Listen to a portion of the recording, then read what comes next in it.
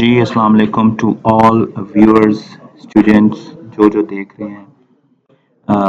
आज हमारा सीएसएस का एक बड़ा अमेजिंग टॉपिक है, दैट इज़ द ओवरफ्लो। कि हम ओवरफ्लो की प्रॉपर्टीज़ को कैसे यूज़ कर सकते हैं। ओवरफ्लो अभी वर्ड से आपको शायद पता ना लग रहा हो, लेकिन हम इसकी एग्जांपल्स लेते हैं और एग्जांपल के साथ हम इसको देखेंगे तो हमें क्लियर कट समझ आ जाएगी। तो हम इसकी प्रॉपर्टीज़ को ज़रा डिटेल से समझते हैं, उनको सुनते हैं, फिर हमें काफ़ी हद तक चीज़ों का आइडिया हो जाएगा।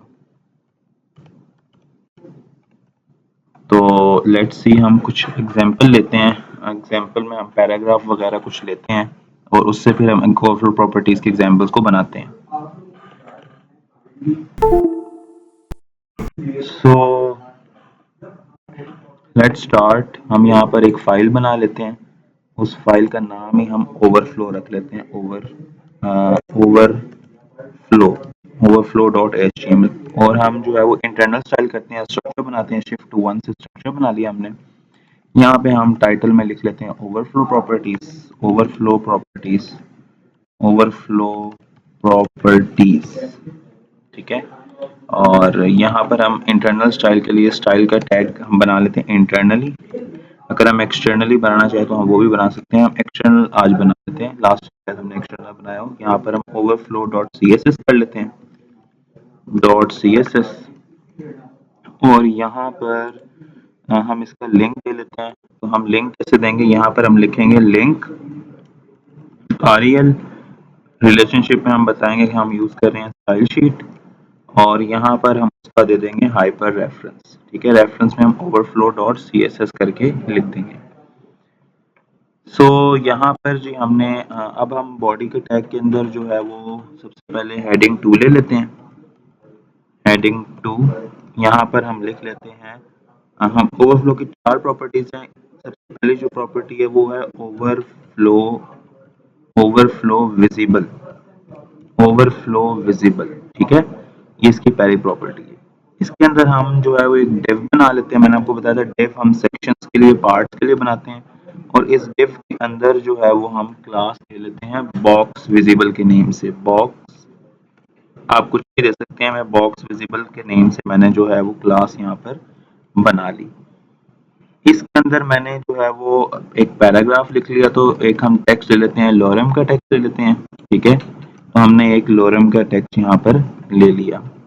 क्योंकि इसकी 4 प्रॉपर्टीज हैं, तो 4 प्रॉपर्टीज के लिए हम यहाँ पर जो है वो एक और इसकी प्रॉपर्टी बनाते हैं। एक ये होगी और एक हमारे पास होगी ओवरफ्लो हिडन के नेम से होती है, हिडन। ठीक है, तो यहाँ पर जाते हैं, हम यहाँ पर लिख लेते हैं ओवरफ्लो हिडन, HIDDEN। ठीक है, और इस प्रॉपर्टी का नाम हम, इसका क्लास का नाम हम रख लेते हैं हिडन के नेम से रख लेते हैं। ठीक हो गया, 2 होगी। तीसरी हमारे पास एक होती है ओवरफ्लो ऑटो और ओवरफ्लो स्क्रॉल। तो यहाँ पर हम लिख लेते हैं, एक हम बना लेते हैं ओवरफ्लो ऑटो। ठीक है, यहाँ पर हम ऑटो लिख लेते हैं, ये तो जस्ट नेम है ना, हम लिख सकते हैं। और यहाँ पर हम इसका नाम रख लेते हैं ऑटो के नेम से। ठीक है, 1 2 3 हो गई। और एक हमारे पास लास्ट प्रॉपर्टी है इसकी, ओवरफ्लो स्क्रॉल की। ठीक है, ओवरफ्लो विजिबल, हिडन और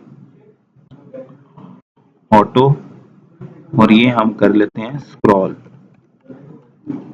ठीक हो गया। तो अब इन प्रॉपर्टीज को हम सेट करते हैं। अभी हमने जो है हमारा टेक्स्ट बिल्कुल डम है, कोई नॉर्मली हम टेक्स्ट देख रहे हैं, इसमें कोई जो है वो इफेक्ट हमारे पास नहीं हो रहा। आपको इसकी आउटपुट दिखाता हूँ कि आउटपुट हमारे पास क्या आ रही है। ये हमारे पास आउटपुट आ रही है। अब इस पे हमने करनी है स्टाइल। तो इन सब का नाम ना बॉक्स है, बॉक्स बॉक्स। मैंने यहाँ पर ना डैश लगाई थी, मैंने अब हटा दी है। तो हम यहाँ पर सबसे पहले बॉक्स स्टाइल कर लेते हैं। तो क्लास लेंगे D dot B O X की, और यहाँ पर हम उसकी विड्थ रख लेते हैं। बॉक्स की हम विड्थ रख लेते हैं 200 पिक्सल, और इसकी हम हाइट रख लेते हैं 100। हाइट हम रख लेते हैं 100 पिक्सल। हम एक बॉर्डर लगा लेते हैं 2 पिक्सल सॉलिड ब्लैक का। और साथ हम जो है वो इसमें मार्जिन प्रोवाइड कर लेते हैं 20 पिक्सल का, और पैडिंग हम इसमें कर लेते हैं 10 पिक्सल की। ठीक है, तो ये हमारे पास जो है वो आपके सामने प्रॉपर्टी शो होगी। ठीक है, अब यहाँ पर इसके ऊपर टच आ रहा है, इसको हमने एक्यूरेट करना है, करेक्ट करना है। अच्छा, अब हम इसमें ना स्टाइल करते हैं। हमारे पास क्लासेस हमने ली हुई हैं, तो सबसे पहले हम क्लास ले लेते हैं विजिबल की, विजिबल, और इस क्लास के ऊपर हम जो है ओवरफ्लो की प्रॉपर्टी लगाते हैं, that is the overflow visible की। ठीक है, एक ये प्रॉपर्टी लगा दी। उसके बाद हमारे पास एक और क्लास है और हिडन की, तो यहाँ पर हम हिडन लगाते हैं, तो इसकी भी ओवरफ्लो की प्रॉपर्टी लगाएंगे हम जो है वो हिडन। ठीक है, अब दोनों में फर्क क्या है? दोनों में फर्क ये है कि यहाँ पर अब देखो स्क्रॉल नजर आ रहा है, विजिबल है।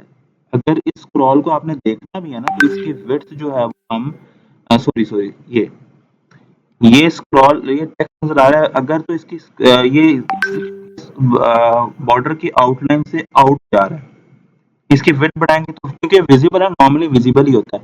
हिडन का मतलब अब यहाँ पर भी वही टेक्स्ट आउट जा रहा है, लेकिन वो हाइड हो गया इस बॉक्स के पीछे, that is the overflow hidden.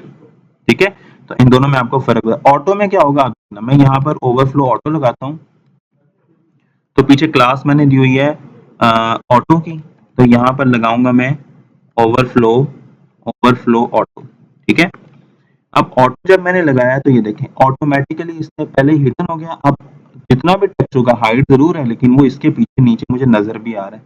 ठीक है, ये ऑटोमेटिकली वैसे मुझे स्क्रॉल बन गया ऑटोमेटिकली।